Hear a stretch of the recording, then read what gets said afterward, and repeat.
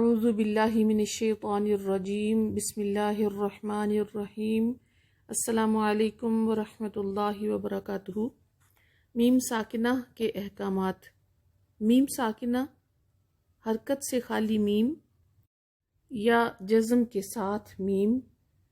حروف الہجا عربی میں مؤنث ہوتے ہیں، لیکن عام طور پر میم ساکن کا لفظ ہی استعمال کیا جاتا ہے، تو اسی طرح سے ہم بھی پڑھیں گے۔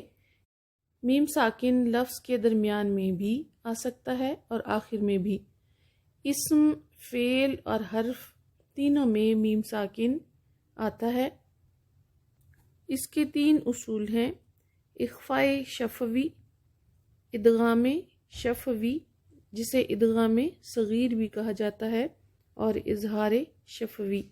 شفوی اس لیے کہیں گے کیونکہ عربی میں شفاتن ایک ہونٹ کے لیے استعمال ہوتا ہے، تو ہونٹوں سے میم ادا ہوتا ہے، اس لیے اس کے قواعد کو شفوی کہیں گے۔ سب سے پہلے اخفاء شفوی۔ اخفاء کا مطلب ہے آواز کو چھپانا۔ اس کی تعریف یہ ہوگی: اظہار اور ادغام کی درمیانی کیفیت میں میم کی آواز کو غنہ کے ساتھ ادا کرنا ہے۔ یہ ہمیشہ 2 الفاظ کے درمیان ہی پایا جاتا ہے۔ میم اگر ساکن ہو اور اس کے بعد اگلے لفظ میں با آ جائے تو میم کی آواز کو چھپائیں گے، یعنی غنہ کریں گے، لیکن اظہار اور ادغام کی درمیانی کیفیت کے ساتھ۔ اس کو پڑھ کر دیکھتے ہیں۔ ربہم بہم ترمیہم بحجارۃ۔ اخفاء شفوی ادا کرتے ہوئے ہم میم پر اپنے ہونٹ بند کرتے ہیں، پھر اس دوران غنہ کو جاری کرتے ہوئے با کے لیے انہیں الگ کرتے ہیں۔ ایک بات جو غلطی عام طور پر میں نوٹ کرتی ہوں کہ بہت پریشر کے ساتھ میم کی آواز کو زور لگا کر ادا کرتے ہیں، لیکن یہ طریقہ ٹھیک نہیں ہے۔ میم کو ادا کرنے کے لیے ہونٹوں کو نرمی سے بند کریں تاکہ غنہ واضح ہو سکے۔ اس کے بعد با کو تھوڑی سی سختی کے ساتھ ادا کیجیے، کیونکہ میم ہونٹوں کے خشک حصے سے ادا ہوتا ہے اور با ہونٹوں کے گیلے حصے سے ادا ہوتا ہے، اور ویسے بھی میم درمیانہ حرف ہے اور با سخت حرف ہے۔ اگلا اصول ادغام شفوی۔ ادغام کا مطلب ہے شدت کے ساتھ ملانا یا داخل کرنا۔ ساکن حرف کو متحرک میں اس طرح ملانا کہ دونوں ایک مشدد حرف بن جائیں۔ میم ساکن کے بعد اگر متحرک میم آئے تو ساکن میم کا متحرک میم میں ادغام ہو جاتا ہے اور وہ مشدد میم بن جاتا ہے۔ یہ ادغام ایک لفظ میں بھی ہو سکتا ہے اور 2 الفاظ میں بھی ہو سکتا ہے۔ ایک لفظ کی مثال حروف مقطعات ہیں: الف لام میم۔ ان کو کھول کر دیکھیں تو الف لام میم ساکن ہے، پھر میم، میم کے نیچے زیر ہے۔ 2 الفاظ میں مثال: وَلَكُمْ مَا كَسَبْتُمْ کم ما۔ لکم میں میم ساکن ہے اور ما میں میم متحرک ہے، جو مل کر میم مشدد بن گئے۔ رَزَقْنَاهُمْ مِنَ الطَّيِّبَاتِ۔ رَزَقْنَاهُمْ، یہ دیکھیے ہم میں میم ساکن تھا، پھر من الطیبات میں میم زیر والا ہے، متحرک ہے، تو یہ دونوں میم مل کر مشدد میم میں تبدیل ہو گئے۔ تیسرا اصول ہے اظہار شفوی۔ اظہار کا مطلب ہے ظاہر کرنا یا واضح کرنا، میم کو اس کے مخرج سے نکالنا، لیکن بغیر غنہ کے۔ ایک بات یاد رکھنے کی ہے کہ میم کے اظہار میں غیر ارادی غنہ ہوگا۔ اس کا مطلب یہ ہے کہ میم کی آواز ناک میں جائے گی لیکن ناک میں ٹھہرائی نہیں جائے گی۔ ساکن میم کے بعد حرف با یا میم کے علاوہ 26 حروف میں سے کوئی حرف آ جائے تو اظہار شفوی ہوگا۔ یہ ایک لفظ میں بھی ہو سکتا ہے اور 2 الفاظ میں بھی ہو سکتا ہے۔ ایک لفظ کی مثال الحمد، ہم میں میم ساکن ہے اور دال آگے حرکت والا ہے، پیش کے ساتھ پڑھا جائے گا، میم کا اظہار ہوگا۔ دوسری مثال خذ من اموالہم، اموالہم میں میم ساکن ہے اور اس کے بعد واو متحرک ہے۔ 2 الفاظ میں اس کی مثال وَأَرْسَلَ عَلَيْهِمْ طَيْرًا، علیہم میں میم ساکن ہے اور آگے طا ہے۔ ایک اور مثال لَكُمْ دِينُكُمْ، لَكُمْ میم ساکن کے بعد دال ہے اور دِينُكُمْ میں میم ساکن کے بعد واو ہے، اظہار شفوی ہوگا۔ اس کا مطلب ہے کہ میم کی آواز ناک میں جائے گی لیکن ٹھہرائی نہیں جائے گی۔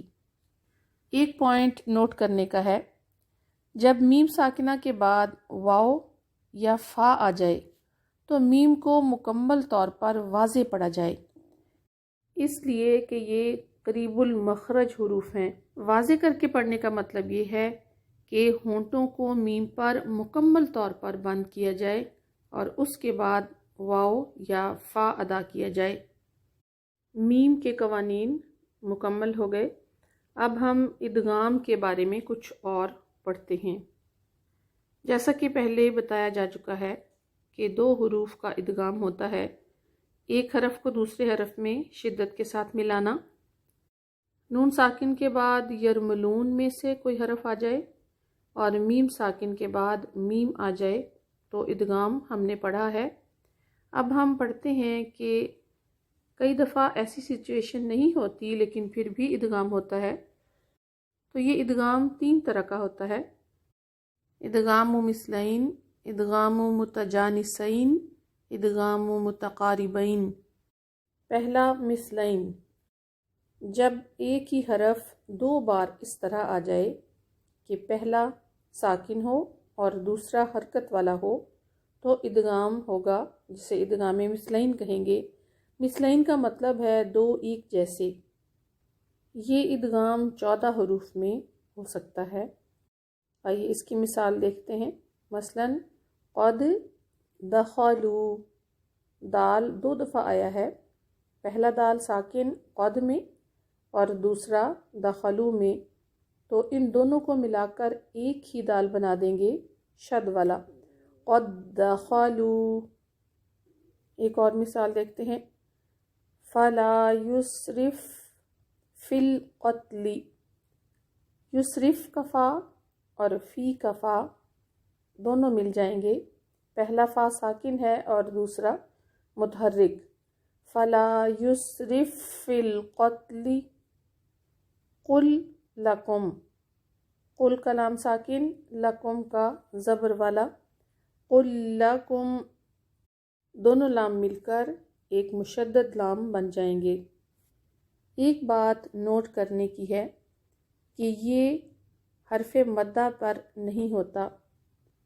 مثلا قالوا وما لنا، قالوا میں دیکھیے لام کے بعد واو ساکن ہے اور وما لنا میں واو زبر والا ہے، لیکن یہاں ادغام نہیں ہوگا۔ ایک اور مثال فی یومن، فی میں یا ساکن ہے اور یوم کا یا زبر والا ہے، لیکن یہاں ادغام نہیں ہوگا۔ اس کی وجہ یہ ہے کہ حرف مدہ پر ادغام مثلین نہیں ہوتا۔ دوسرا متجانسین، جب ساکن حرف اور متحرک حرف مخرج میں ایک ہوں لیکن صفات میں فرق ہوں۔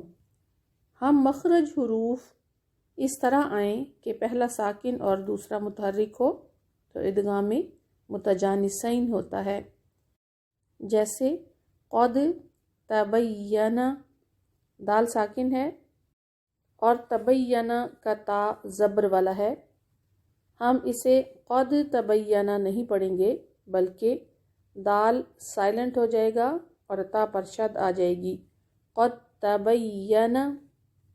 ایک اور مثال، قالت طائفۃ، تو اس پر بھی تا نہیں پڑھی جائے گی، تا کا طا میں ادغام ہو جائے گا، ہم اس طرح پڑھیں گے قالت طائفۃ۔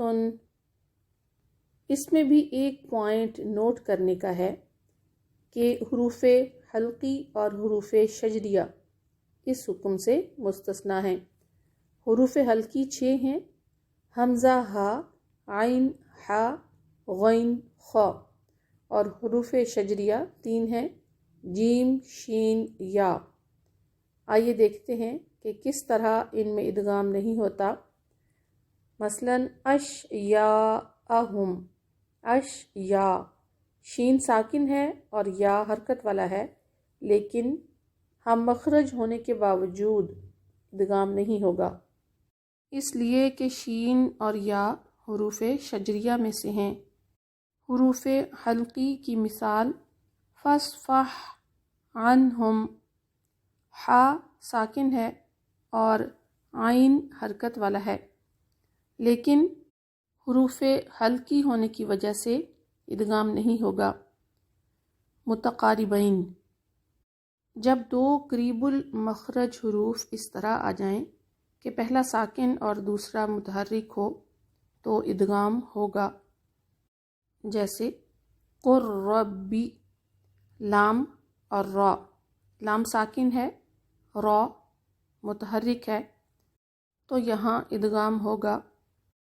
قل ربی کی بجائے قر ربی اس طرح پڑھیں گے، لام سائلنٹ ہو جائے گا اور را پر شد آ جائے گی۔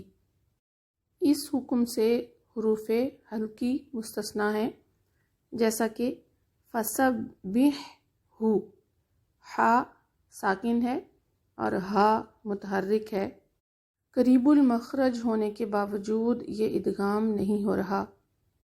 ادغام متجانسین کے بارے میں ایک اہم بات نوٹ کیجئے کہ اگر پہلا ساکن حرف قا ہو اور متحرک حرف اگلا تا ہو تو کامل ادغام نہیں ہوگا، اس کا مطلب ہے کہ ادغام کی کیفیت ناقص رہے گی، اس لیے کہ قا پر حرف ہے، اس میں ایک خاص خوبی ہے اطباق۔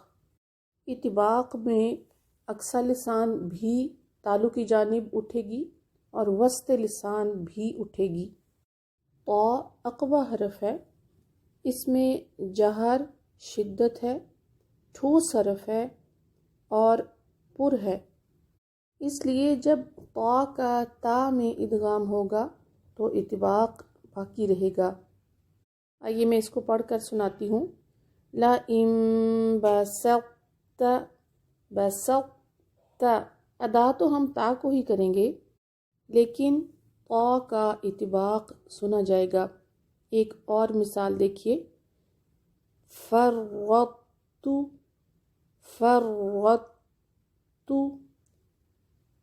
فَرَّطْتُم، تا کا اطباق سنا جائے گا لیکن تا کو ادا کریں گے، اور یہ صرف ادغام متجانسین میں ہی ہوگا جب پہلا حرف قا ہوگا اور اگلا تا ہوگا، تب، اس کے علاوہ یہ سچویشن نہیں ہوگی۔